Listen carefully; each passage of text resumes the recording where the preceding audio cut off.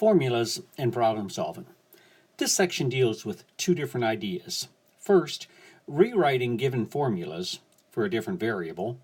And number two, solving word problems by first creating equations based on the situation and then solving. Let's start with the first idea, rewriting given formulas for a different variable.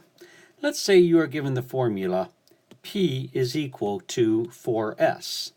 Now, P is equal to 4s is a formula to find the perimeter of a square. And before we talk about what we're going to be doing with this, if you had a square and you wanted to know the perimeter is the distance all the way around that particular square. So if I know the length of one of the sides, since all the sides are the same, I could just multiply 4 times s, and that would give me P. So we do have this formula, P is equal to 4s. Let's say, though, that we wanted to solve this for s. If I want to solve this for s, what I need to do is I need to get the s all by itself on one side of the equation. Right now, the P is all by itself.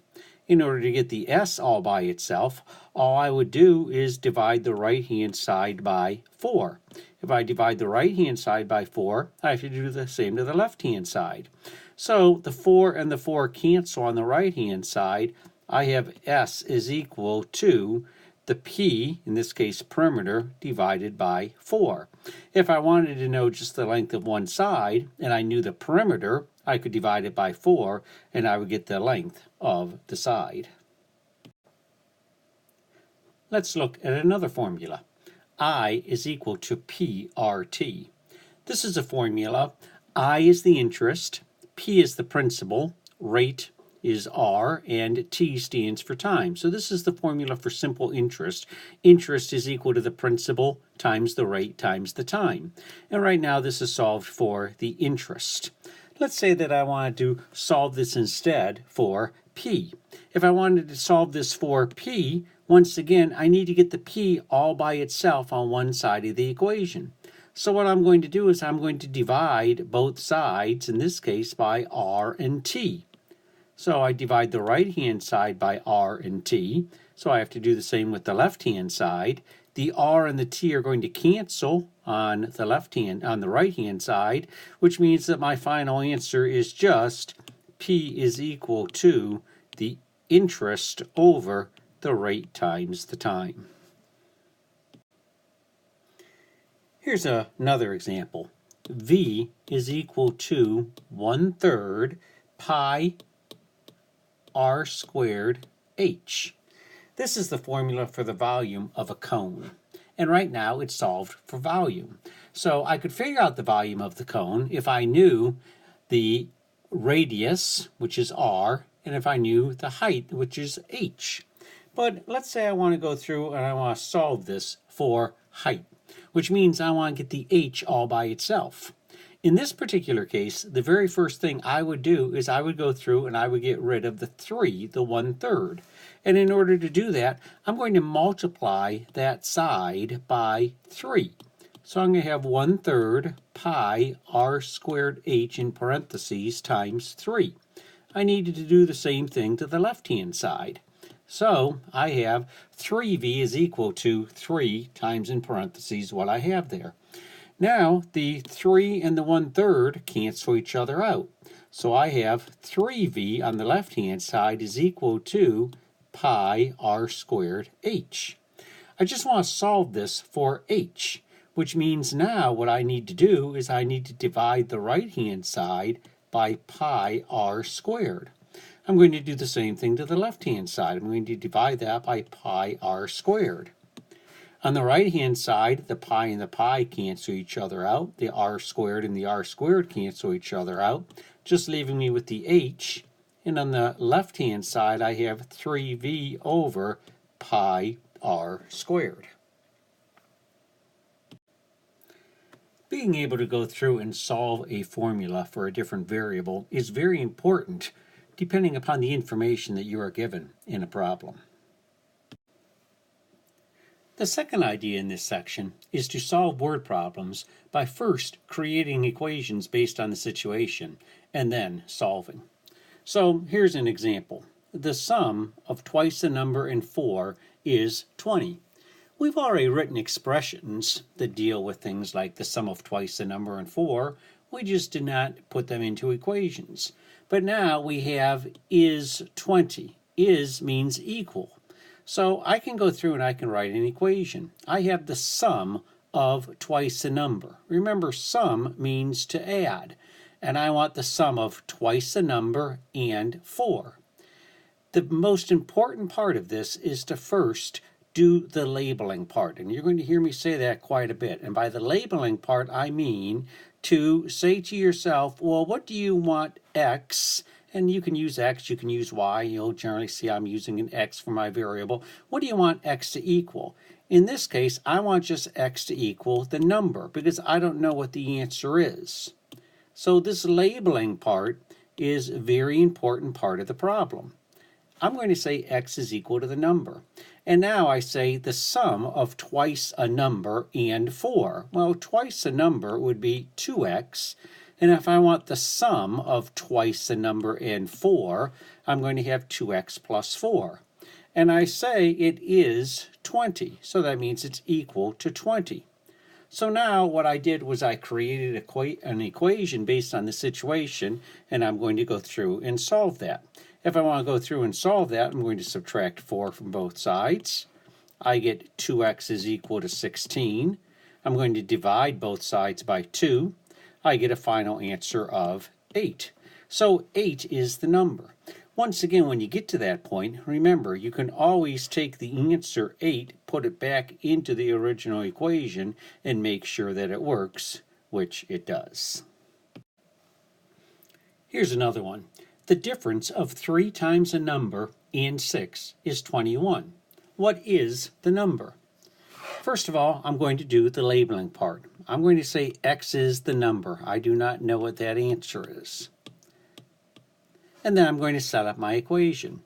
It says the difference. Difference means subtraction of 3 times a number and 6. So I have 3 times a number and 6. That's the difference of 3 times a number and 6. Is means equal, so I have equals 21. So my equation is 3x subtract 6 equals 21. Now I'm going to go through and I'm going to figure out what x is equal to. I'm going to add 6 to both sides. I get 3x is equal to 27. I'm going to divide both sides by 3. I get a final answer of 9. So 9 is the number. The difference of 3 times a number and 6 is 21. So 3 times 9 gives me 27. 27 minus 6 does give me 21, so that answer does work. In the previous 2 examples, you were only looking for one number for the answer to the problem. In most cases, though, you're going to be looking for more than one number to solve that particular problem. And here's an example. One number is 3 less than another number. If 4 times the smaller number minus 3 times the larger number is 4, find the numbers. This is where the idea of labeling is very important. I don't know what the numbers are. I have 2 different numbers. So I'm going to call x one of the numbers. And in this case, I have a larger number and I have a smaller number. So I need to say what I want x to equal. I'm going to say in this particular case that x is the larger number. If x is the larger number, I have to figure out, well, what's the smaller number in terms of x? Well, if the other number is 3 less, that must mean that the other number would have to be x subtract 3, and it would have to be the smaller number. Once again, remember, this labeling part is very, very important as I go through. So now I have that labeling part, and now I'm going to use the information, and I'm going to write my equation. Remember, this section right here just helped me out with the labeling part. Now I'm going to go through and come up with my equation. If 4 times the smaller number, so I need 4 times the smaller number. The smaller number is x subtract 3 minus 3 times the larger number, minus 3 times the larger number. The larger number is x, stands for equals 4. It says if 4 times the smaller number minus 3 times the larger number is 4, find the numbers. So now I have my equation, and now I'm going to go through and solve. In order to go through and solve this, the very first thing I have to do is get rid of the parentheses. So I have 4x subtract 12 minus 3x is equal to 4, and I'm going to combine my x's. 4x subtract 3x is x, so I have x minus 12 is equal to 4. I'm going to add 12 to both sides, and I'm going to get a final answer of x is equal to 16. It's very important. Remember, the question said find the numbers, so I need to give both numbers.